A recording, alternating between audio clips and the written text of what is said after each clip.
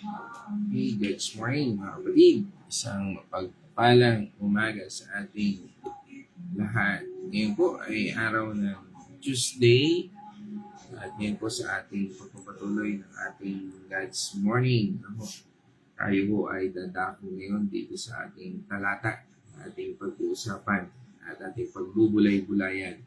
Ito po ay mula sa Jeremiah 33 verse 14. At ngayon pong araw na ito, araw ng Tuesday, December 9, 2025, ay nais ko munang batiin ng happy birthday ang aming inaanak na si Tyron Azucena. Yan, isang mapagpalang kaarawan sa iyo, inaanak, at pagpalain ka ng ating Panginoon Diyos. At yan po, sa araw na ito, tayo po idadako muli sa ating daily devotion. At gaya ng nasabi ko po kanina, tayo po ay dadako sa Jeremiah 33 verse 14. Pamagatan natin itong fulfilling the good word covenant unbroken. At ngayon po araw na ito, ayos ko rin batiin ang isa po nating kaibigan, si Mayor Benoy Lahara, ng Calamba City. At isang mapagpalang umaga po, Mayor, and God bless po sa inyo. At ngayon sa ating pagpapatuloy, tayo po ay dadako sa ating pagbabasa ng talata. At tayo po ay sasamahan ng aking partner para po sa pananalangin. Pangunahan po tayo sa pananalangin. God's morning mga kapatid, tayo ay babasa sa Jeremiah 33 verse 14. Sinabi ni Yahweh, tiyak na darating ang araw na tutuparin ko ang aking pangako sa Israel at sa Judah. Tayo po ay manalangin. Hallelujah, O Lord, maraming salamat po, Panginoon, sa panibagong araw na ipinagkaloob mo sa amin, Panginoon. Samahan kami nawa ng iyong banal na Espiritu upang mapag-aralan namin ang iyong mga salita, Panginoon. At ito ay aming maisapamuhay. Dalhin namin sa aming puso at isipan at ma-share din sa ibang tao. Pagkat alam po namin na kayo po ang mag-guide ng aming buhay, Panginoon. Pinagkakatiwala namin sa inyo ang buhay namin. Ikaw po ang mamahala nito, Panginoon. At kung ano man po ang gusto nyo o layon mo sa amin, Panginoon, ay susunod po kami. Kami rin po ay humihingi ng kapatawaran sa aming mga nagawang kasalanan, Panginoon. At patuloy mo po kami i-guide sa aming buhay. Maraming salamat po at ang lahat ng ito ay aming ipinapanalangin sa pangalan ng inyong anak na si Jesus. Amen. So, isang mapagpalang umaga sa ating lahat. At muli, happy birthday, Tyron. Kasama natin ang kanyang wife. Siyempre, magkasama yung mag-asawang yan, may inaanak si John Mesa. Okay, so, ngayon po dito sa ating talakayan, ito pong ating pinag-usapan ngayon. Basahin ko lang po sa Amplified Version. Sabi doon, "Behold, the days are coming, says the Lord, when I fulfill the good word and promise which I have made regarding the house of Israel and the house of Judah." Dito po sa ating konteksto ngayon, nung panahon po na yon ni Prophet Jeremiah, ang Israel po at Judah ay sabi nga ay nasa kalalagayan, sila po ay na-exile. Parang naka-lockdown sila sa Babylon dahil sa mga kasalanan na sabi nga po ay kanilang nagawa. Sila po ay nabihag ng Babylon. Yung templo, sabi nga, sira. Ang Jerusalem ay giba-giba. Feeling nila, by that time, kung atin pong internalize, ay sabi nga ay parang hindi na sila pinapansin ng Diyos. So, parang they are left behind. Sabi nga ay kung sa group chat, ay ni sin zone, hindi walang sin zone, si Lord, parang gano'n. Pero mga kapatid, dito po, kahit sa gitna ng chaos, bigla pong nagpakita ang ating Panginoon Diyos kay Jeremiah, na nung panahon niyon ay nakakulong pa rin kasama doon sa pagkaka-exile para ipahayag ang salitang ito. na binasa kanina natin. At para malubusan po nating maintindihan, ano ho, ang talatang ito na sinabi ng Panginoon na huwag kang mawalan ng pag-asa, may plano ang ating Panginoon Diyos na pagkakabanggit, ay basahin po natin yung verse 1 ng Jeremiah 33, verse 1 hanggang 3. Muling nagpahayag si Yahweh kay Jeremiah, samantalang ito'y nakabilanggo at mahigpit na binabantayan. 2. Ganito ang sinabi sa kanya, ako ang lumikha, humugis at nag-ayos ng buong mundo.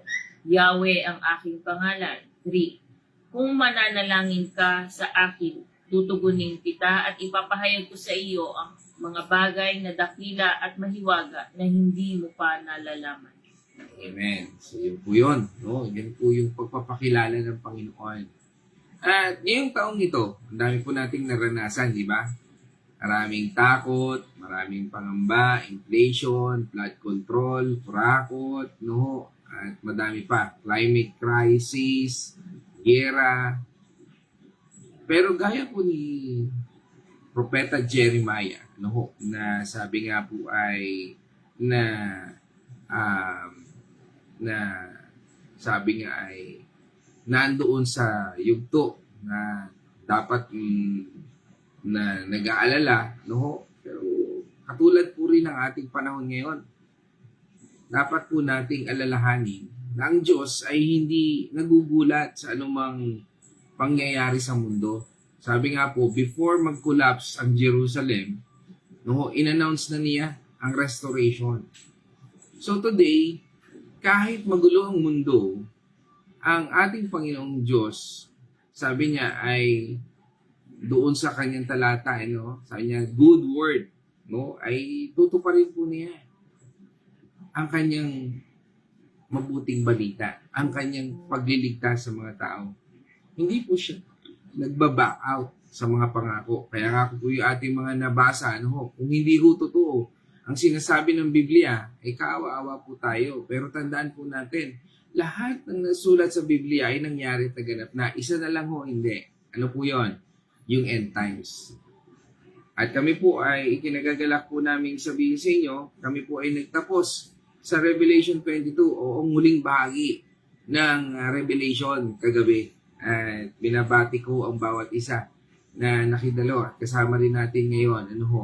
Upang napag-aralan namin kung ano po ang mangyayari sa hinaharap ayon po sa sinasabi ng Biblia at ayon po sa sinasabi ng Revelation. At isang kagalakan na katulad sa ating pinag-aaralan ngayon ay ibinibigay ito ang salita ng pag-asa ng Panginoon.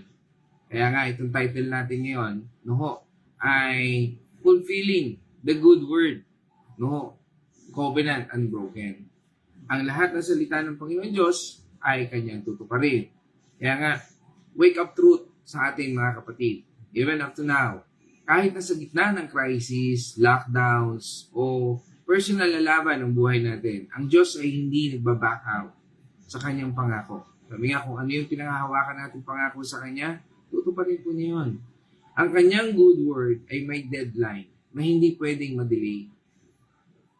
No? Kaya nga po ating i-breakdown ang ating talata. Sa unang bahagi, sabi niya doon, behold, the days are coming. Sa unang bahagi. Pansinin po natin yung pagkakabanggit ng talata. Ang sabi doon is behold. Parang sinasabi ng ating Panginoon Diyos, tingnan mo to. May timeline ako. Hindi ito basta positive thinking lamang, kundi divine schedule. Again, it's a divine schedule. Ang Diyos ang nakakaalam sa buhay natin. Kaya kailangan tayong manatili, maging overcomers. No, na maintindihan natin, maunawaan natin until the Word of God fulfill in our life. Kaya nga sa mga pinangahawakan nating salita ng Panginoon Diyos, ito ba ay nandyan ba tayo para ma-fulfill o nag-aantay ba tayo para ma-fulfill ang mga salitang ito na mga pinangahawakan natin? Tandaan po natin ang sabi sa atin ng Ecclesiastes 3 verse 11. Iniaangkop niya ang lahat ng bagay sa tamang kapanahunan. Ang tao'y binibigyan niya ng pagnanasang alamin ang bukas, ngunit hindi binibigyan ng pangunawa sa ginawa ng Diyos mula sa pasimula hanggang sa wakas. Amen. So yan po yun. Alam po natin. Alam ng Diyos ang simula at ang wakas. He is the Alpha and Omega. At sabi nga, ano ho, nalalaman niya. He make beautiful and perfect, no? Ang buhay ng isang tao na nananampalataya at na patuloy na pinangahawakan ang kanyang salita. No, ang kanyang pangako. No. At doon sa sumunod na bahagi, sabi niya, I will fulfill the good word. Napakaganda po, no? Dahil ang Panginoon Diyos mismo nagsabi niyan, tutuparin niyan. Ang good word na sinasabi po dito ay yung covenant, no? Kay David. Ito po ay Davidic covenant. No? Para maintindihan po natin, basahin po natin yung Jeremiah 33, doon po sa talatang ito, doon sa sumunod na talata, verse 15 hanggang 16. 15. At sa panahong iyon, pipili ako ng isang matuwid na sanga na magmumula sa lahi ni David. Paiiralin niya ang katarungan at ang katwiran sa buong lupain. 16. Sa mga araw ring iyon, maliligtas ang mga taga-Juda at mapayapang mamumuhay ang mga taga-Jerusalem. At sila'y tatawagin sa pangalang ito. Si Yahweh ang ating katwiran. Amen. Doon po sa bahaging iyon, yun po ay nagdala, o sabi nga po doon, yung Davidic covenant nito ay nagpapatungkol sa ating Panginoong Yesus.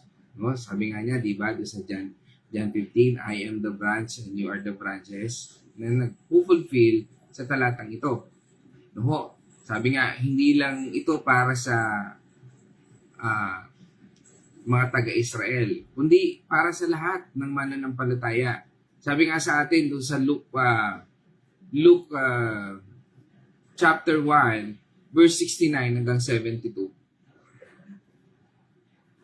Nagsugo siya sa atin ng isang makapangyarihang tagapagligtas mula sa angkan ni David na kanyang lingkod. 70. Ito'y ayon sa ipinangako niya nung una sa pamamagitan ng kanyang mga banal na propeta. 71. Na ililigtas niya tayo mula sa ating mga kaaway, mula sa kamay ng lahat na napupuot sa atin. 72. Ipinangako niya kahahabagan ang ating mga ninuno at aalalahanin ang kanyang banal na tipan. Amen. Ano? Napakahalaga po nun. Ano? Sabi nga, ang ating tagapagligtas ay makapangyarihan. No? At doon sa sumunod na salata, no? House of Israel and Judah. No? Dito, pinapakita po na split na ang Israel at Judah noong panahon na yun. Pero, pinag-isa pa rin ng ating Panginoon Diyos ang kanyang plano. Ngayon, sa ating buhay po, kahit divided ang mundo, o even sabihin na natin ang church, iba-iba. Bakit ang church iba-iba? Bakit ganon? Ano? Tandaan po natin, ang covenant ng ating Panginoon Diyos ay walang division. Sabi nga sa atin ng Ephesians 2 verse 14, sapagkat si Kristo mismo ang nagbigay sa atin ng kapayapaan dahil ang mga Hudyo at mga Hintil ay kanyang pinag-isa. Sa pamamagitan ng kanyang katawan, pinawin niya ang alitan na parang pader na naghihiwalay sa atin. Amen. Kaya nga kung titingnan, the representation of the cross, yung body of God, ang ating Panginoon sa Kristo, halos nagkaluray-luray ang katawan ng ating Panginoon Diyos dahil doon sa mga latay.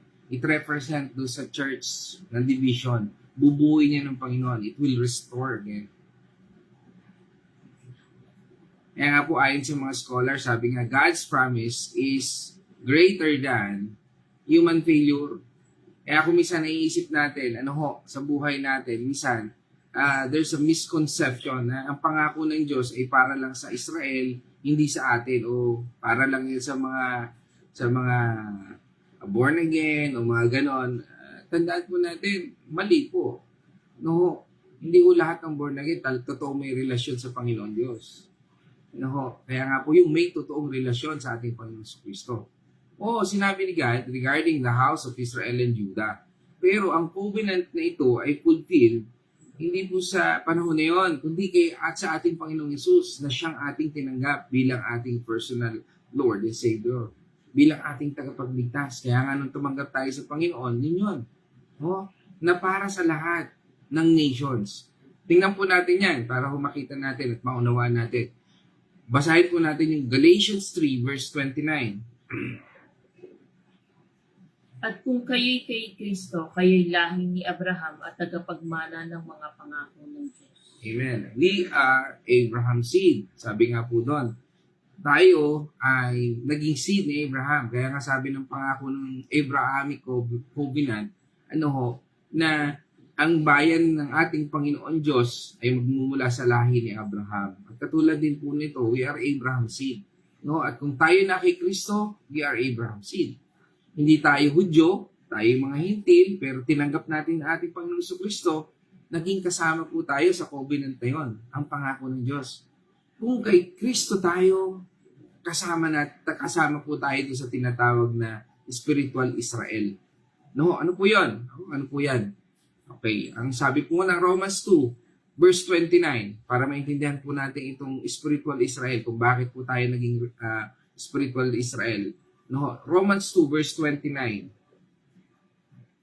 Ang tunay na Hudyo ay ang taong nabago sa puso't kalooban ayon sa Espiritu at hindi ayon sa kautusang nasusulat. Ang taong iyon ay pararangalan ng Diyos at hindi ng tao. Amen. Those who transform. Kaya ako born again, it means you are transformed. Na-transform ang buhay mo. Nagkaroon ka ng transformation. Nabago ka. Binago ka ng Diyos, hindi ng tao. Hindi ng reliyon mo. Kundi ng Diyos. Kaya tawag po dyan, spiritual Israel. Ang taong binigyan ng Panginoon Diyos ng karapatan, hindi dahil sa kanyang pinagmulan, kundi dahil sa pagbabago ng Diyos sa kanyang buhay. Hindi ito exclusive sa Jew o sa mga Hudyo. It's inclusive sa lahat ng sumasampalataya. If you believe at nabago ang buhay mo ng ating Panginoon Diyos, you are part of it. Kahit hindi maganda, kinalalagyan ng Israel at Judah ng panahon na yun. Dahil sa kasalanan, sinabi ng ating Panginoon Diyos, I will fulfill. Hindi ibig sabihin po nito nakasalalay sa performance natin ang kanyang faithfulness. No. Kundi nakasalalay sa kanya. Hindi dahil sa performance natin, kundi dahil sa mismo ang Diyos na faithful.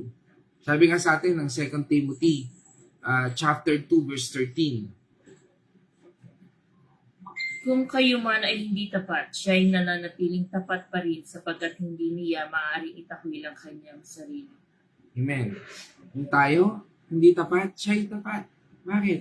Hindi niya pwedeng parang sabihin natin, nagbago ang mood natin, magbabago siya. No. He is God. He never changed. Kaya nga, hihilahin niya tayo sa kanyang kagandahan. God's promise, sabihin na natin, God's promises are unbreakable. Hindi po yan masisira. Not because we're good, but because He is God. Ang pangako ng Diyos ay hindi dahil sa mabuti tayo, kundi dahil siya ay Diyos. Again, dito rin po sa talata natin, pinapakita nito na covenant. Ito po'y kasunduan, not a contract. Minsan kasi parang niisip natin, parang kontrata yan, parang finish na ako, di ba? Ay, matanda na ako, pastor. Ay, bata pa ako, pastor. Parang hindi pa ako pwedeng pumirma sa kontrata. O matanda na ako, pastor. Para ano na ako dyan? Disqualified, parang gano'n. O, finish contract na ako, retire na ako. No. Ang panawagan sa atin ng Panginoon Diyos ay covenant. Kontrata na sa ating buhay. At huwag nating isipin na ang covenant na ito ay kontrata na may fine print. Wrong. No, ang kontrata ay may terms and condition. Natatapos. May timeline. Pero ang covenant ng ating Panginoon Diyos, wala. Ang ating Panginoong Hesus, na siyang nagbayad ng fine print na ito. Saan? Sa cross. Binayaran po yan ng ating Panginoon. Kaya nga, ang pangako ng Diyos ay yes and amen. Di ba? Sabi niya doon sa 2 Corinthians 1 verse 20. Sapagkat kay Kristo ang lahat ng pangako ng Diyos ay palaging oo. Dahil sa Kanya nakakasagot tayo ng amen para sa ikaluluwalhati ng Diyos. Amen. Kaya po tayo nakakasalita ng yes and amen. Kasi, una, napag-aralan natin ang salita ng Panginoon Diyos. Tinatanggap natin ito. Sinasang-ayunan natin dahil ito ay kalooban niya.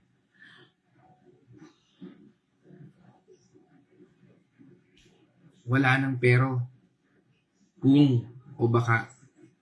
Pero, pastor, kung, pastor, baka, pastor.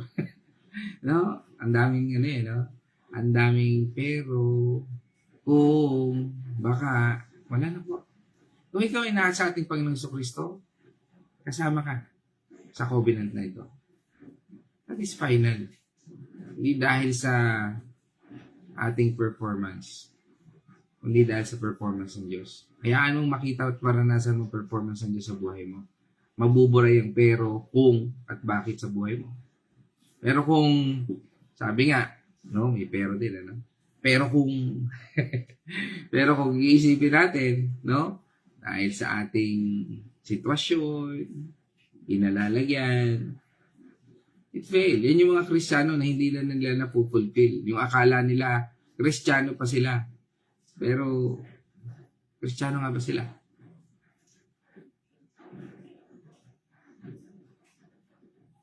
Kasi, ang Panginoon Diyos, lagi siyang may task na binibigay sa atin. May pinagagawa siya sa atin. Sa lahat ba ng hakbangin, iniisip natin, nandyan siya. Sa isip, sa puso, salita at gawa ng ating buhay.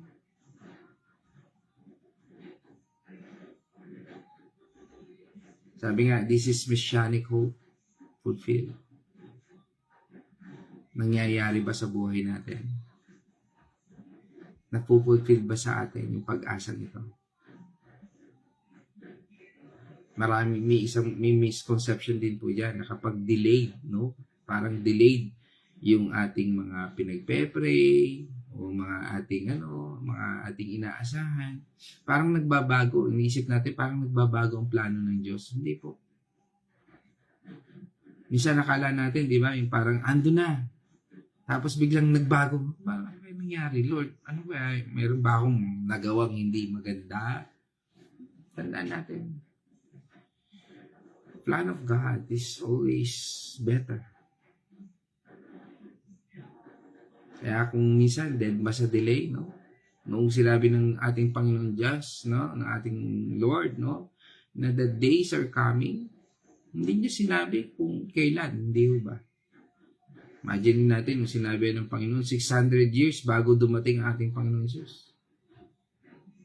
Maring patay na yung mga sinabihan. Tama, yung unang sinabihan. And from the time, no? Ang timing ng Diyos ay hindi slow, kundi strategic. Strategic po ito. Bakit? Sabi nung 2 Peter chapter 3 verse 9.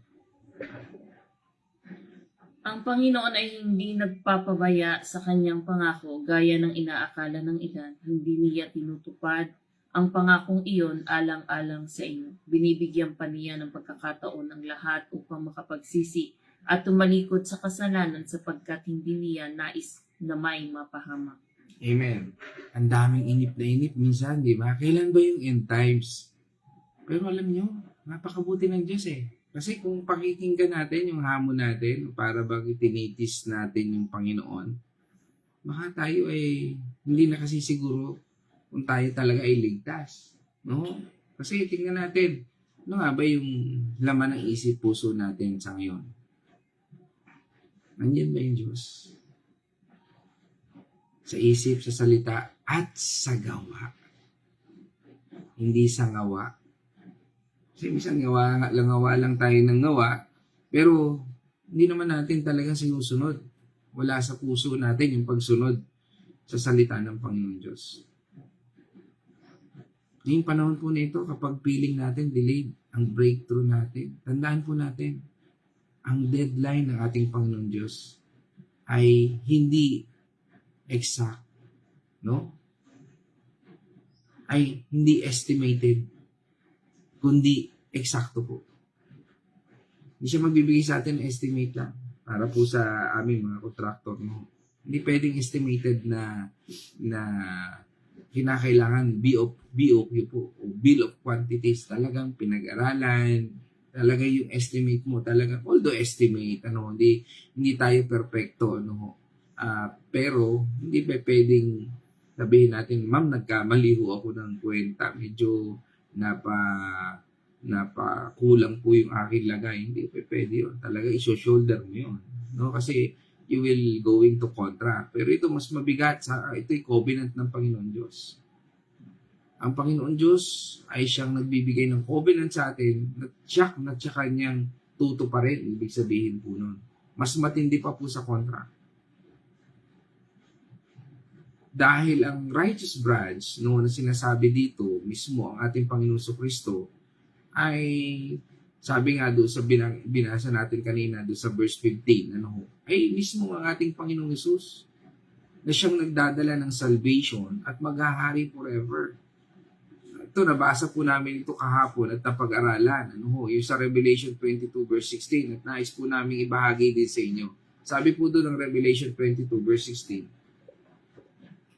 Akong si Jesus ang nagsugo sa aking anghel upang ang mga bagay na ito ay ipahayag sa inyo na nasa mga iglesia. Ako'y mula sa angkan ni David. Ako ang nagniningning na bituin sa umaga. Mismo ang ating Panginoong Kristo yun, the morning star, sa lahi ni David. Kahit magulo ang mundo ngayon, ang paghahari ng ating Panginoong Kristo ay sigurado. Kaya ngayon po sa ating paksang ito, sa ating aral para po sa ating binasang ito na talata. Sabi nga, don't doubt His deadline. Huwag po tayong magduda sa mga pangyayari, na ginagawa ng ating Panginoon Diyos. Pero gaya ng sinabi ng ating Panginoon Diyos, kay Habakuk, sinabi niya doon sa Habakuk 2 verse 3. Isulat mo ito sapagkat hindi pa panahon upang maganap. Ngunit mabilis na lilipas ang panahon at mangyayari. Pakikita ko sa iyo, bagamat mabagal at hintayin mo, tiyak na mangyayari at hindi maaantala ito. Yan. Doon po sa passage nito, kung meron tayong pinanghawakan na salita ng Panginoon Diyos, minsan iniisip natin bakit ang bagal. Kaya nga doon sabi ng ating Panginoon Diyos doon kay Propeta Habakuk, for the vision is yet for appointed time. Yung pong vision na yan, pinakikita sa atin para panghawakan natin. Kaya yung mga pinanghahawakan natin pangako ng ating Panginoon Diyos, hindi ka dapat manghina. Sabi nga, dapat dito maging overcomer ka. Sabi dito sa Revelation 21 verse 7, kailangan maging overcomer ka. Maging matatag tayo. Manatiling alerto at faithful. Kaya don't doubt His deadline. Huwag po tayong magduda sa deadline ng ating Panginoon Diyos. Sabi nga rin po, dito sa aral na ito, restoration is coming. Nandiyan ang Panginoon. At katulad ng ating binasa dito sa Jeremiah, ay pinapakita rin po kahit na tayo ay nasa parang tila ba, parang tayo ay napapagod, napapagal, ay tulad ng panahon ni Jeremiah, ang Jerusalem ay sira-sira. Pero sinabi ng ating Panginoon Diyos, babangon tayo, babangon ang Israel. Ganoon din po tayo sa ngayon. Kahit sira-sira ang ating sabihin natin, mga finances, health, o sabihin natin relationship, tandaan po natin, may Diyos tayo. At siya po ang nagre-restore. Meron po siyang restoration plan. Basahin po natin yon. Joel 2 verse 25. Ibabalik ko ang lahat ng nawala sa inyo, nang pinsalain ng katakot-takot na balang ang inyong mga pananim. Ako ang nagpadala ng hukbong ito laban sa inyo. Amen. Kaya nga, mga kapatid, kung meron man tayong mga pagsubok, huwag tayong sumuko. Gawin natin itong tungtungan. At gawin natin itong tila parang training ground sa atin upang maging malakas lalo tayo sa pananampalataya natin sa ating Panginoon Diyos. Pray with covenant confidence. Pag nananalangin tayo sa Panginoon, nalangin po tayo. Hawak ang ating kasunduan, covenant, na meron po tayong confidence. Kapag nananalangin tayo, gamitin natin ang pangako ng Diyos bilang foundation. Lagi natin ipaalala ang salita niya.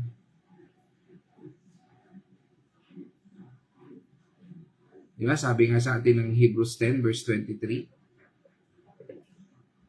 Magpakatatag tayo sa ating pag-asa at huwag nang mag-alinlangan pa sapagkat ang nangako sa atin ay maaasahan. Amen. Siya po yung nangako sa atin. Hindi po siya sinungaling na Diyos. Kaya nga mga kapatid, sa atin pong magtatapos na taon na ito at darating na taon, no? At itong Pasko, no? O sa darating na mga susunod pang araw, huwag po tayo matakot. Kahit na may inflation, gera, o sabihin na natin, fake news. Ang Diyos na nagpa-promise o nag-promise sa ating binasang talata ngayon mula sa aklat ni Jeremiah ay pareho lang na Diyos na nasa atin ngayon. Kung nakita niya ang pag-fulfill ng Messiah na ating Panginoong Jesucristo, makikita rin natin ang kanyang mga plano sa ating buhay. Magising tayo sa katotohanan. Ang Diyos ay hindi nagiging busy o nakakalimot. Hindi natin pwede sabihin, ay baka busy lang si Lord kaya hindi parang tila na-delay. No? Hindi po. Ang kanyang salita ay parang puno na may ugat. Hindi matutumba. Kaya nga, sa araw na ito at sa mga darating na taon, magpapalitan naman ng taon, ito 2026, let's hold His Word. Panghawakan po natin ang salita ng ating Panginoon Diyos. Katulad ng unbreakable contract. Ang hindi masisirang kontrata. Ang kontrata natin ay hindi pwedeng nakawin. Tama? Kasi nakahawak yan ng Panginoon eh. Ang kontrata natin hindi yan nabubura. No? Unless i-denounce mo si Jesus Christ bilang Panginoon at tagapagligtas mo. Unless na hindi ka naniniwala na si Jesus Christ ay tao at Diyos. Unless na hindi ka naniniwala na ang Panginoong Jesucristo ay nabuhay para tubusin ka sa iyong kasalanan. He is our Lord and Savior. At sa pamamagitan ng banal na Espiritu, tayo ay tutulungan na pagpatuloy na unawain ang kanyang bawat salita. Dahil siya yung Diyos Ama na lumikha ng lahat ng bagay, nakikita man o hindi. At siya mismo naglikha sa atin. Kaya nga mga kapatid, sa ating buhay, let's hold His Word like an unbreakable contract. Kung nagawa niya yun sa Israel, gagawin din niya yun para sa atin. Pray, obey, and stay ready. God's good words is unstoppable. Purihin natin Panginoon Diyos at ngayon naman tayo dadako sa Wednesday's Reflection. God's morning muli mga kapatid. Dito po sa ating napag-aralan sa Jeremiah 33 verse 14. Ito po ay nagpapahayag ng pangako ng Diyos na tutuparin ang kanyang salita na pagpapala sa Israel at sa Juda. Ito ay nagbibigay ng pag-asa at katiyakan sa lahat ng pagsubok. Ang talatang ito po ay nagpapaalala sa atin na ang katapatan ng Diyos sa kanyang mga pangako sa kabila ng paghihirap at pagkabigo. Ang Diyos ay laging tapat sa kanyang mga salita. Nagbibigay ito ng pag-asa para sa hinaharap ano man ang ating kasalukuyang sitwasyon, kung dumadanas man tayo sa lahat ng sa mga pagsubok na kinakaharap natin ngayon sa buhay, maaari tayong magtiwala na ang Diyos ay mayroong magandang plano para sa ating lahat. Dapat tayong magtiwala sa Diyos at sa kanyang pangako kahit hindi natin natutupad kahit hindi natin alam kung paano ito matutupad. Ang kanyang mga plano ay laging mas mataas kaysa sa ating mga plano. Ang pangako ng Diyos na tuparin ang kanyang mga salita ay nagpapahiwatig ng pagpapanumbalik. Anuman ang nawala o nasira sa ating buhay, ang Diyos ang may kakayahang ibalik ito at mas higit na mas maganda ang ibibigay sa atin. Ito pong propesiyang ito ay natupad sa pamamagitan ni Hesukristo, ang Misayas na nagdala ng kaligtasan at pagpapala sa lahat ng mga bansa. Sa Kanya natin matatagpuan ang katuparan ng pangako ng Diyos. Kaya ang Panginoon po ay laging naandyan na kasama natin sa anumang sitwasyon ng ating buhay. Kaya wag po tayong bibitaw, lagi po tayong manalangin, mag-aral ng kanyang mga salita at itong mga pinag-aaralan natin ito nabubuksan ng ating kaisipan sa mga tanong na hindi natin alam kung ano yung mga sagot. Bakit tayo dumadana sa mga problema sa lahat ng hindi lang po problema sa sakit at kung ano-ano pang mga sitwasyon natin sapagkat sabi nga ng Panginoon, ang Panginoon ang magbibigay sa atin ng magandang solusyon doon sa problema natin. Maaring sabi ng Panginoon ay mag-antay ka muna pero ang gusto mo, plano mo masunod at hindi ang plano ng Panginoon. Mas maigi po na ang Panginoon ang mag-drive ng buhay natin. Siya ang mag-guide sa atin. Hindi po natin mauutusan ang Panginoon ay yung sumunod sa atin. Sasabihin natin na ngayon na, gusto ko ngayon na. Hindi po maaari yon sapagkat alam po ng Panginoon, tayo po ay hindi pa pinapanganak, nasa tiyan pa lang tayo ng ating mga magulang, ay alam na ng Panginoon ang ating kahantungan kung paano tayo mamamatay, saan tayo pupunta, ay ang Panginoon din po ang mag-guide sa atin. Mas maganda po na tayo po ay namumuhay na naayon sa ating Panginoon sapagkat doon po sa mga napag-aralan namin talaga sa Revelation, nakakaawa po yung mga hindi makakakilala sa ating Panginoon sapagkat kung ano may dinadanas mo ngayon dito sa lupa ay konti pa lang po yun doon sa dadanasin ng iba na hindi nakakilala sa ating Panginoon. Anumang sakit na pinagdadaanan mo dito, wala pong hindi maihahambing yung sakit na pagdadaanan mo kung hindi ka talaga susunod sa ating Panginoon.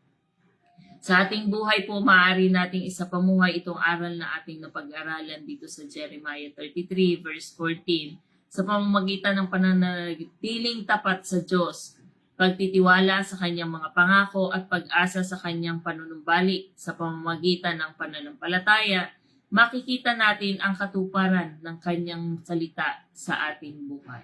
So yun lamang po, maraming salamat po and God bless sa inyong lahat. Mag-ingat po tayo. Amen. So, purihin ang ating Panginoon Diyos at muli, pagbati sa lahat at tayo ngayon ay dadako sa ating comment section. No? Again, binabati ko ang ating kaibigan, si Mayor Benoy Lahara ng Calamba City. No? At isang mapagpalang umaga po sa inyo, Mayor. At yun din, binabati ko ang aking inaanak, no? Si Tyron Azucena, no? At kasama natin dito ang kanyang may bahay. Aming inaanak din, si Janessa. Yan, Azucena. Yan. At yun, kasama rin po natin sa araw na ito at pagbati rin natin sa pamilya ng Patual family dyan sa Villa Escudero. No? Kasama po natin si Nay Winnie Patual. Yan. At pagbati natin dyan sa Patual family, God's morning po, Nay Winnie. At syempre yan, nauna ko na nabati si aking inaanak, si Janessa Azucena. Happy birthday, Tyrone. Yan. At kasama rin po natin mula po sa Andal at Tilyaga family. Yan. Pagbati natin sa kay Pastora Fe Artillaga. Yan. At mula naman po sa Bacolod City, binabati po natin ang Pios family, ang Kuya George Pios. At from Cotabato, yan, Alamada, no? Alamada, Cotabato. Yan, kasama po natin ang aking magandang pinsan at pagbati sa buong family namin dyan sa Getgano, Chua family diyan sa Cotabato, Alamada. Yan. At pagbati rin po natin sa kapatid natin na si Bernard Mandigma dyan sa Cavite, no? Yan, nandyan po sila, nagko-construct po sila dyan. Yan, may construction po nagaganap dyan sa Cavite. Ingat lahat at pagpalain kayo ng Panginoon Diyos. Yan. Yan. At siyempre kasama natin from Pampanga ang ating kapatid, no, si Cindy Mercado. Yan, sa Pampanga. Ate, isang mapagpalang umaga sa iyo dyan. Yan. At sino pa? Siyempre kasama rin natin, ang daming strength ng aking nanay Remy, no? Remy Alinea, kagabi po ay halos mag-11 na po yata kami natapos. Ano po? Pero ngayon kasama pa rin natin si Nay Remy Alinea. Yan. Isang kagalakan po, Nay Remy, na muli magkasama-sama ulit tayo dito sa ating Sagad this morning. Purihin po ang Diyos sa buhay ninyo at pagbati sa buong pamilya. Yan po sa inyo. Kasi kay Nay Remy Alinea. No? At from Liliu Laguna. Yan, kasama po natin ang Arosena family sa pamumuna po ni Nay Edna. Isang mapagpalang umaga po ni Edna. Patuloy po ay pagpalain ng ating Panginoon Diyos. No? Yan. Kasama rin natin ang ating kapatid, si Brother Chris Samson at ang kanyang buong pamilya. Pagbati dyan sa San Pablo, dito sa San Ignacio. Yan, sila Jessa at sa kanilang baby. Yan. Sa mapagpalang umaga, kasama rin po natin ngayon. At kasama rin natin from Dubai, si Maria Bonalos, no? Isang mapagpalang umaga po from Dubai. Yan. At from Santa Rosa, Laguna, pagbati natin sa ating kapatid dyan, si Caroline Mercado, isang mapagpalang umaga. Yan, kumusta na ang baby siyan, no? Nilalagnat kagabi. Yan. At kasama rin natin siyempre ang aking magandang nanay, Corazon Getgano Mercado. Yan, kasama po natin from Santa Rosa, Laguna. Yan, good morning ma. At sa aking tita, yan, kay Tita Ami Santos Mercado dyan sa Tondo, Manila. Yan, sa mapagpalang umaga. At with prayers kay Tin, no, para sa kanyang karamdaman. Yan, panalangin din natin. Okay, so at mula naman sa Usamis, sama po natin ang Family C, no, sa pangunguna po ni Dr. Julia. At pagbati po natin dyan kay Sir Dodong, kay Johan, kay Kerwin, at kay Johnson, no, sa buong C family dyan sa Usamis. Yan. Yan, from Bungoy, tama po, kasama rin natin si Tatay Victor and Nanay TC Dalangin. Yan, isang kagalakan po. Ayan, Tatay Victor.